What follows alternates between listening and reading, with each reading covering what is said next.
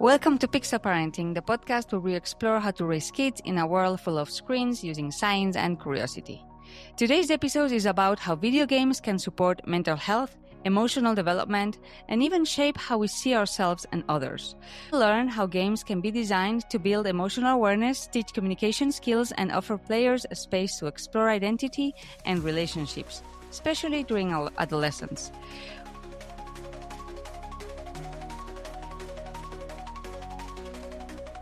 We will also learn the difference between games that are intentionally designed to support mental health, some even used in clinical settings, and those games that are purely for entertainment but still carry emotional and social messages. We also get into how parents can use games as conversation starters, what to watch for in the messages that games communicate, and how narrative and gameplay can work together to promote psychological growth. So I'm very excited to welcome Dr. Celeste Sangiorgio to Pixel Parenting. She's a clinical psychologist and researcher at Rochester Institute of Technology, and she's doing some amazing work at the intersection of therapy and video games. She designs story-based games that help people build real-life skills, like how to talk about your feelings or handle tough situations. So I'm very excited to welcome Dr. Celeste Sangiorgio to Pixel Parenting, and she's especially focused on conflict, communication, and identity. She also looks closely at what games teach us about romance, masculinity, parenting, and more, and how we can use games as a tool to reflect, connect, and grow. Her work is super thoughtful, super relatable, and I hope that you will appreciate her perspective. I'm very excited to welcome Dr. Sangiorgio to the podcast. So welcome. Thank you so much for being here. I'm very excited about this conversation. So to start, can you tell us a little bit about your background and what drew you to the intersection of video games and mental health? And I'm happy to be here. Thank you for having me. My name is Dr. Celeste Sangiorgio. I'm a licensed clinical psychologist and research faculty at Rochester Institute of Technology. And my work focuses on how to translate concepts from cognitive behavior therapy, so how people typically learn in therapy, into game environments, and then how to use game environments so that people can learn these type of mental health skills.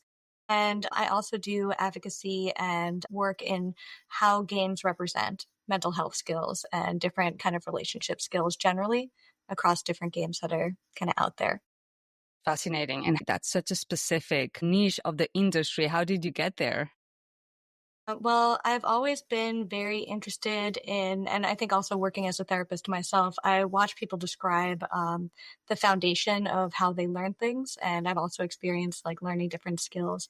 And what I've found is people tend to learn things in pop culture environments, and game environments are one of those places. So growing up, my cousins and I played a lot of different platformer games like Donkey Kong and Mario, and looking back on it now, I could see us doing group problem solving and how we were approaching the games. We would discuss like different strategies, and it was really an area for us to build our kind of awareness, what we were noticing, and then our communication skills. So how we were talking to each other about what we're noticing. So as I built my own area as a clinical psychologist, I was very curious to see how I could use that as a springboard kind of purposefully to teach people skills. Yeah. Fascinating. I'm happy you're doing that. So, yeah, thanks. So you've helped design games that support mental health. What kind of mental health challenges are these games aiming to address? So everyone has their kind of niche within clinical psychology on the type of things that they specialize in. I work with adults, and so I see how, and specifically within adults, I work on trauma and conflict and communication skills. And so my games focus on how to build people's awareness of their emotions within themselves, and then how to communicate effectively with others about what they're seeing. But there are games in other areas, right? Relaxation, anxiety, depression. But that's where my niche is, on conflict and communication skills. Okay. Can you describe one or two games that stand out from the ones that you've worked in? Mm-hmm. So right now I'm building out a game It's oh, and I also build out, I mean, there's different types of ways to approach behavior change in games. I'm specifically building out narrative games, so games that have a plot and kind of incorporate the skills learning and skills training within the plot of the game naturally. And so right now we're working in the lab on, it's called a dating simulation game. So a dating sim game where people go on dates and they build relationships with other people. And then the kind of other genre for this game is that it's also like a horror thriller game, right? So there's an element of like stress and worry. And so it simulates how people have to navigate multiple things, build their identity while they're also meeting new people. And so I'm really excited about that game. We've run a few studies. The way that we're building out the skills development in that game is that it stacks. So similar to in therapy, the first thing you learn is how to figure out what you're feeling. And then you learn how to communicate what you're feeling. Or if you want to communicate or self-regulate. And so we just tested out the emotion awareness piece, and we're getting some pretty good results there that people who are exposed to the game have a better, they better appraise their ability to differentiate their emotions from each other. And do you think that having a plot is a critical part of it, or why is it that you use plots and not just, just straightforward exercises, let's say? It's a really good question. I don't think that you need one or the other. I think they're different approaches. We have another project out of the lab that's more prescriptive. It looks more like traditional therapy. And so and that's for co-occurring substance use and violence. And for that one, which is actually in FDA trials, which is exciting, people move through psychoeducation, the content of a typical therapy session, and they just rehearse their skills. For the game that I'm focusing on building out, I'm considering those less prescriptive and more over the counter things, more just almost edutainment games, right? Things that people can pick up and buy for themselves and just while they're playing also learn these skills. That's interesting. And so for the audience, because I know there are some games that are under prescription, right?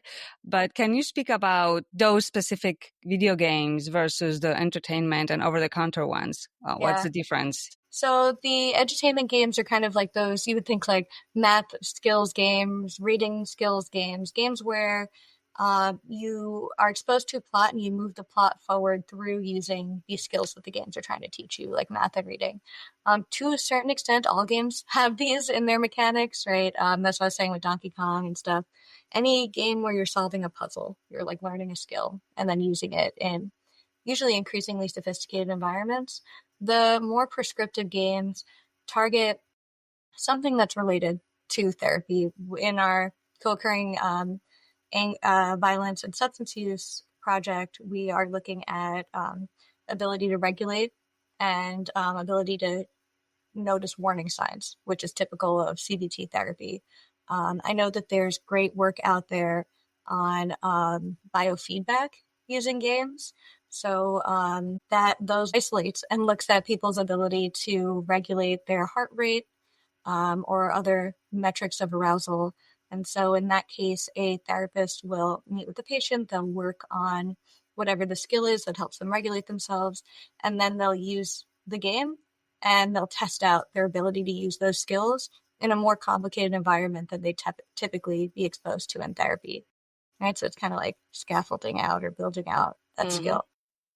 Okay, so that's basically more or less the way that you ensure that these games are both like with the plot they're engaging and at the same time they're effective from a therapeutical perspective, right? Because you're targeting those specific areas, right? Is that correct? Yeah, and then there's some that mix them. I know that there's a game called Mindlight that's been having really good data coming out about it and its effectiveness, and I believe that that has narrative as well as a biofeedback component, and that's for children. Yeah. That's for children. Okay. Okay. I don't know about it. I will check it out. Yeah, I highly recommend it. I think the research behind it's really strong. Mindfully. Okay. Put it in the show notes for people to check it out. Yeah. So since we're talking about children, how do video games influence how kids and teens see themselves and the world, right? The whole identity development part of video games. Yeah, and that's a big part of my like advocacy and more kind of critical work on games. I am really interested in what's being communicated and how people learn about the world around them through games. I know I talked about myself with Donkey Kong and building these skills, but games inhabit this kind of cultural space where Hmm. people learn about whether it's ideas of masculinity, of how relationships should be formed, and what people should do within them.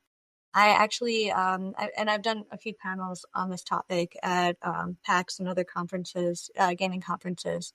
So last year I did a panel on what games kind of communicate to us about romance Hmm. and how we should have relationships with others. And then in this year, I looked at masculinity, information about masculinity that gets communicated through games.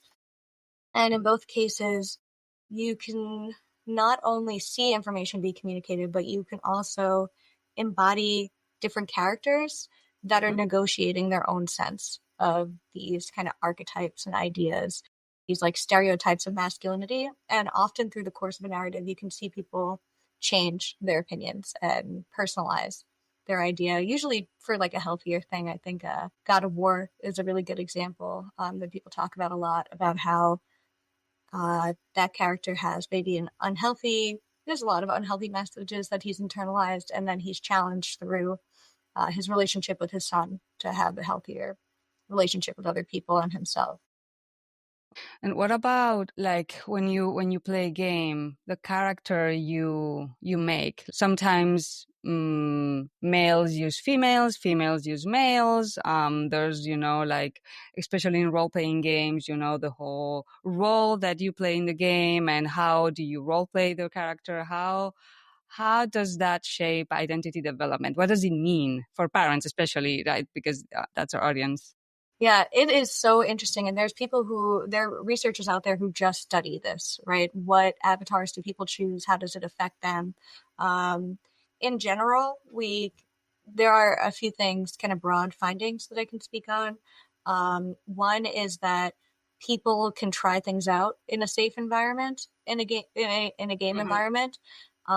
They can they can choose actions and then feel if it is comfortable or uncomfortable to them or see consequences. And they can see it play out on a really large scale.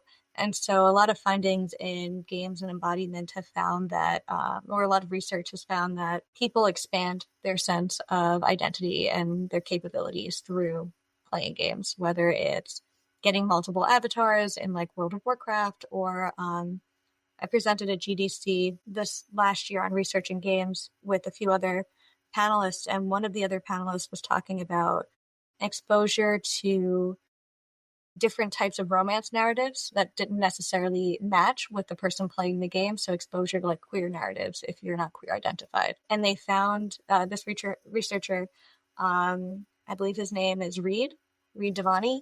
Hmm. He found that people tend to take away things that relate to themselves, right? So they might not be queer identified themselves, but they might feel an openness that they share with the character.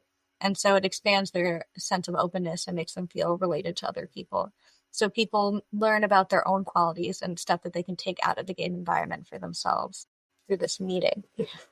And so, for instance, can uh, can video games help build empathy or confidence even? Or, I mean, you're talking about probably new perspectives that you learn about yourself, right? And then Mhm. you take it on and adapt it to your own self, right? That's what I'm hearing. But what about empathy or even confidence? Are those some things that games can build on? Or? Yeah. It's a great question, and there was a period of time where people were calling games empathy machines, right? Because with that idea, right, that you're embodying different Mhm. perspectives, and so it will make you feel empathy for them. I think the data or the research is still really pending on that. There are mixed findings. Um, they are finding that people will take away things that help them learn about themselves, whether it changes their attitude about you know, different themes and ideas that are in the game is really complicated. And I think people are still trying to figure out how to measure it. It's actually one of the long-term goals of the studies that we're doing, right? So we're starting really kind of building blocks. So, if to empathize with people, you need to know what you're feeling, right? That's that first emotional awareness. And then eventually one of our later studies will be looking at like gender-based beliefs and also relationship beliefs. What do people believe is acceptable in relationships? And as a building block up to that, we're looking at like sexual assertiveness and stuff. So Fascinating. And so it looks really complex and hard indeed to measure. right. Yeah. What is empathy, right? That's the question. And when is it effective? Yes. And are there any particular types of games or genres that are most impactful in this space? I think there are games that are definitely designed to invoke that type of thought or evoke that type of thought more.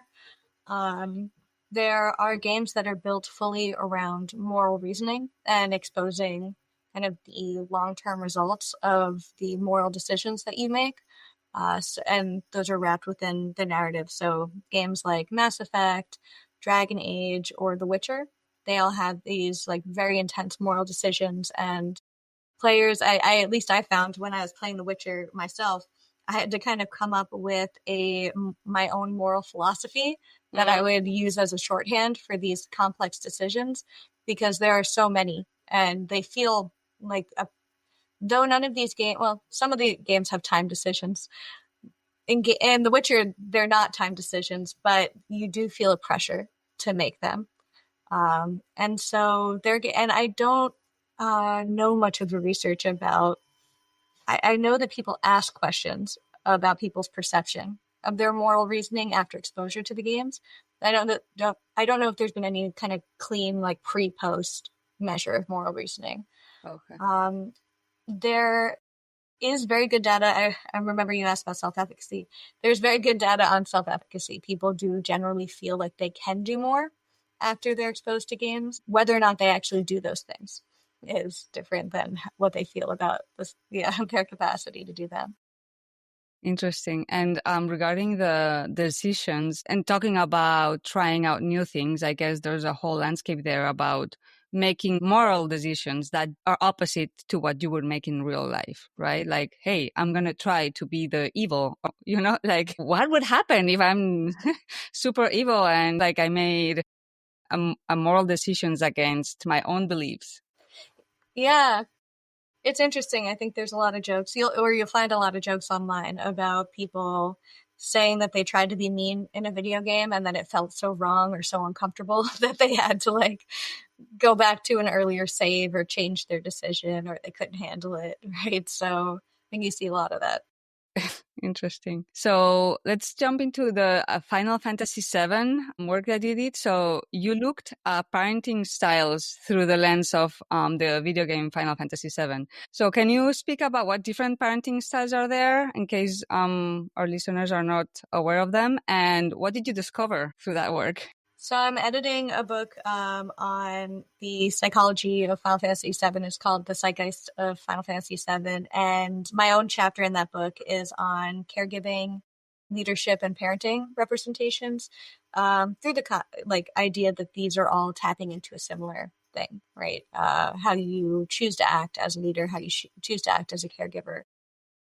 One of the things I think is so interesting about Final Fantasy VII and games in general is that people come to them with, who they are as a person, and what they end up taking out of it is unique to what they look for, right? So we have chapters on like B-movie horror in that game, music theory, weaponry, and like medieval weaponry. And for myself, as I think about what I'm going to be like as a parent, I found myself thinking about caregivers and parenting representations in this game. That is very important to me. And so Final Fantasy VII is a game. Are you familiar with Final Fantasy VII? Yes, I am. Yes. Well, maybe we can provide some context for the audience because maybe they're not familiar. Yes. Yeah. So I can give a quick overview, which is you are part of a kind of ragtag team of eco-terrorists that are going against this kind of large corporate entity that has stakes in every part of like development, whether it's energy and power to like creating media, right?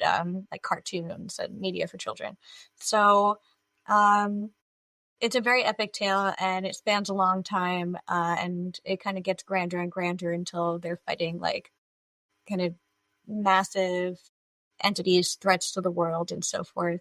And so you can understand that in a narrative like that, people are talking about why they do the things they do, what what is their sense of meaning that motivates them to take on these grand actions, and that speaks to this psychological concept called generativity, which is the interest in the world outside of yourself, what you have learned about yourself and what your identity is, and how you're going to kind of leave a mark based on who you uniquely are. And in the generativity phase, people tend to talk about like parenting and caregiving and stewardship of the planet. And so I looked across all these characters and I looked for patterns in what they discuss and how often parenting and caregiving came up as their like meaning and the source of their kind of grand actions in this game. And so I found positive and negative representations. I found that there were, when people were very upset and motivated to do harmful things to others, they spoke about how it was justified and right that they were doing those things because they had this more kind of authoritarian approach. And I found when people talked about why they were protecting others, they talked about a need to protect others because they had this sense of self that was invested in caring and protecting and being helpful to specific people, like whether it's their children or someone that they've been mentoring or the planet itself. And so what I did was I compared that to parenting theories, right? What informs this? Like, what is this tapping into?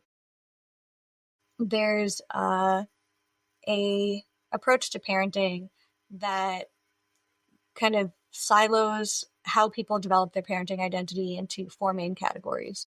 So you have these four main pathways, right, to developing who you are as a parent. There are two more common ones. One is achievement, which is this idea that you've kind of scanned everything around you and you've developed a unique sense of who you are as a parent through integrating all these ideas that you've noticed that feel most like who you are as a person. Um, this was definitely viewable, and I covered it in the chapter through the lens of different characters.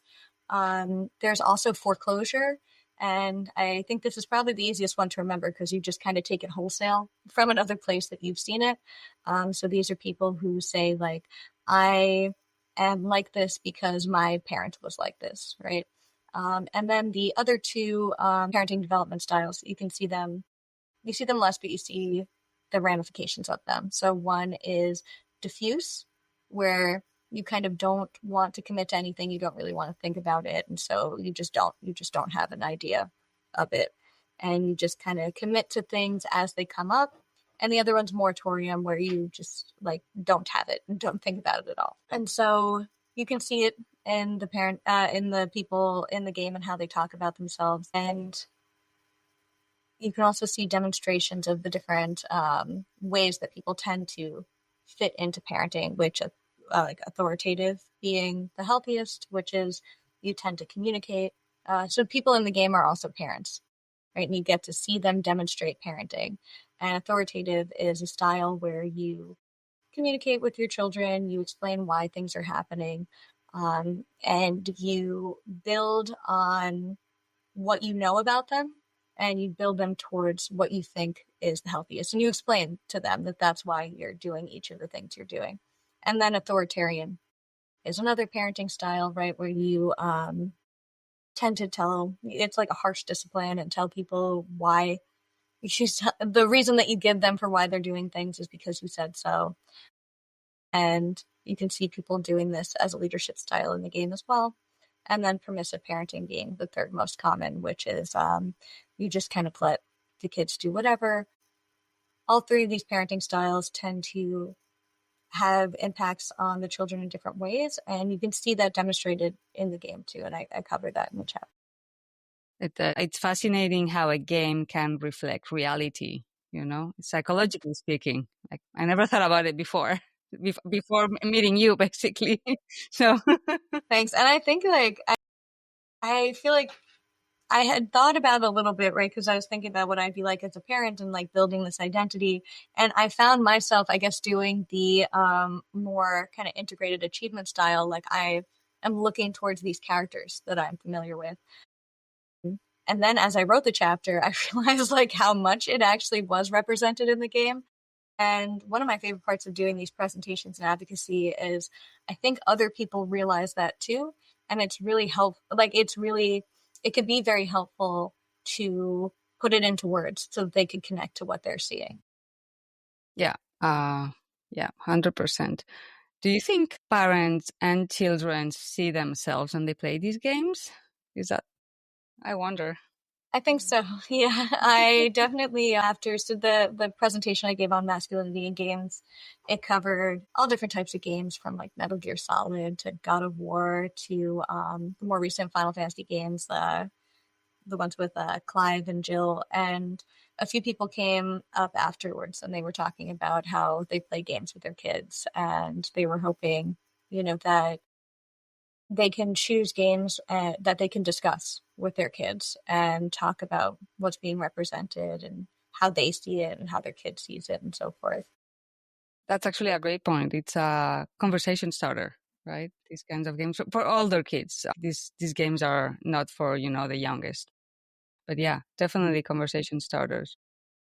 So we're going towards the end. So if you had to share one or maybe two takeaways for parents from today's conversations, what would it be?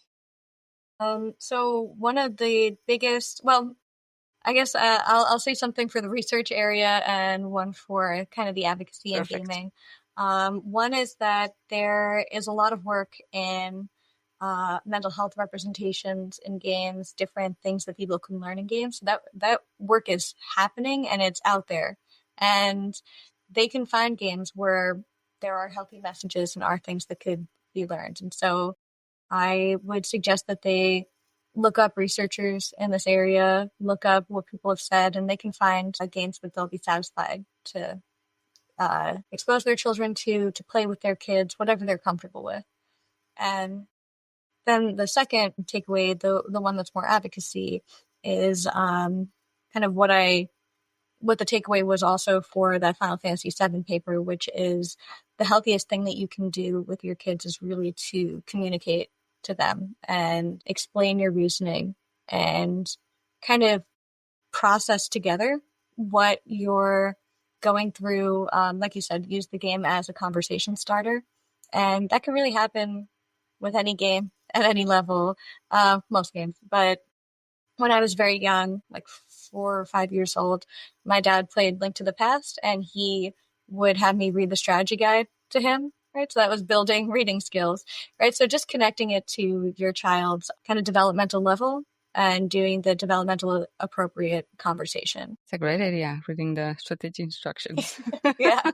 Very early memory and very positive one for Yes. video games. Nice. So, what gives you hope about the future of video games and their potential in mental health? I think a lot of things. I see a lot of people putting in a lot of work. I see a lot of people talking about each component, right? So you mentioned the empathy and then there's the skills building. I know that research is really the shoulders of giants, right? And those giants are being built now. And I'm very excited and hopeful to see what the next steps are, whether it's making more edutainment games for mental health skills, whether it's figuring out how to make more games that fit into the course of treatment, right? More prescriptive games. It's growing quickly, and the most important part, growing effectively, right? There's the efficacy and research supporting that now. Yeah. I share that hope. Games are such a powerful tool, right? So we got to use them for mental health and not probably against it. Sometimes it's not that they're against it, but maybe I take that out. So where can listeners go learn more about your work? So I'm in a bunch of places. I have a personal website that I try to keep updated with the different kind of advocacy work that I do, the research that I'm doing, and then I work at Rochester Institute of Technology, so I have a lot of connection through, like, I have a faculty page there and a lab, so can always be found there as well. Perfect. I'll add the URLs to the show notes so everybody can check them out. And finally, is there a paper, because you have done so many things, is there one paper that you'd like to highlight for parents or educators? I think a lot of my research is in scientific writing, so it's not the kind of most engaging. My dissertation was a meta-analysis on all of the different, so a study of studies on all of the different digital treatments that target conflict and aggressive behavior. And so I looked at different components of them, different behaviors that they were targeting, and I found patterns across which ones were effective. So it's a very kind of educational read.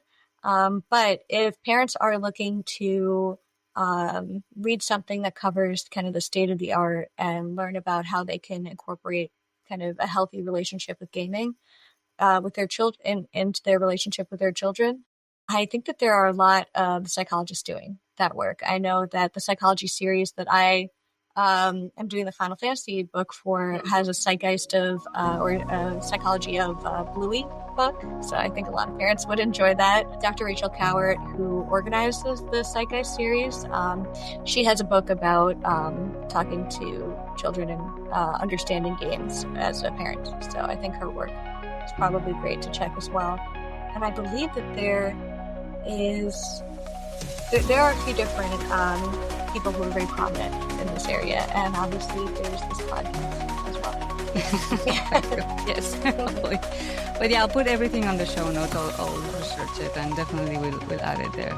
Well, thank you so much. This was super interesting. Such a different perspective of video games. Hi to me. Yeah. Thank you for the work you do. I mean, we humanity needs it. So yeah, and I hope to kind of keep chipping away, helping and building that giant, right?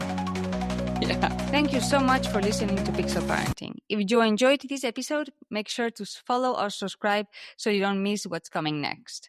And if you know other parents or caregivers who would love this conversation, share it with them. Also, you can find the show notes and more at pixelparenting.org, and you can follow us on Instagram for more information. See you next time.